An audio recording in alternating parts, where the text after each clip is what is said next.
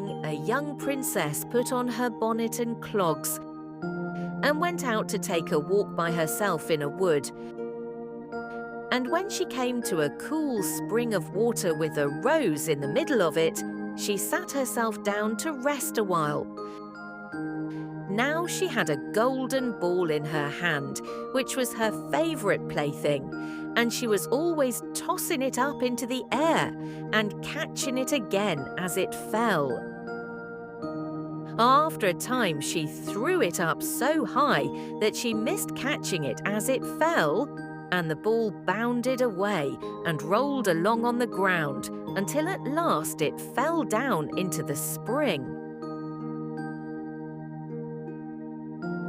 The princess looked into the spring after her ball, but it was very deep, so deep that she could not see the bottom of it. She began to cry and said, "Alas, if I could only get my ball again, I would give all my fine clothes and jewels and everything that I have in the world." Whilst she was speaking, a frog put its head out of the water and said, "Princess, why do you weep so bitterly?" "Alas," said she, "what can you do for me, you nasty frog?" "My golden ball has fallen into the spring." The frog said, "I do not want your pearls and jewels and fine clothes, but if you will love me and let me live with you and eat from off your golden plate and sleep on your bed, I will bring you your ball again." "What nonsense," thought the princess. "This silly frog is talking. He can never even get out of the spring to visit me, though he may be able to get my ball for me, and therefore I will tell him he shall have what he asks." So she said to the frog, "Well, if you will bring me my ball, I will do all you ask."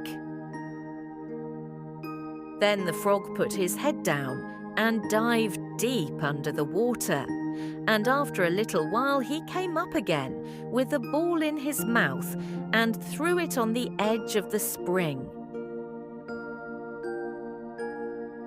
As soon as the young princess saw her ball, she ran to pick it up, and she was so overjoyed to have it in her hand again that she never thought of the frog, but ran home with it as fast as she could. The frog called after her, "Stay, princess, and take me with you as you said." But she did not stop to hear a word. The next day, just as the princess had sat down to dinner, she heard a strange noise, tap, tap, plash, plash, as if something was coming up the marble staircase, and soon afterwards there was a gentle knock at the door, and a little voice cried out and said, "Open the door, my princess dear, open the door to thy true love here, and mind the words that thou and I said by the fountain, cool, in the greenwood shade." Then the princess ran to the door and opened it, and there she saw the frog, whom she had quite forgotten. At this sight she was sadly frightened, and shutting the door as fast as she could, came back to her seat.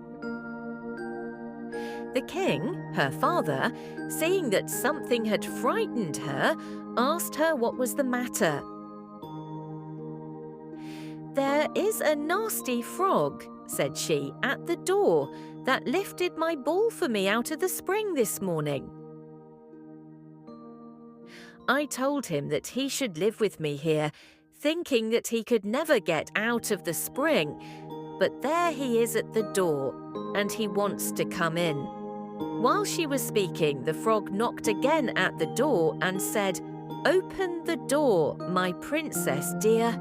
Open the door to thy true love here, and mind the words that thou and I said by the fountain, cool, in the greenwood shade."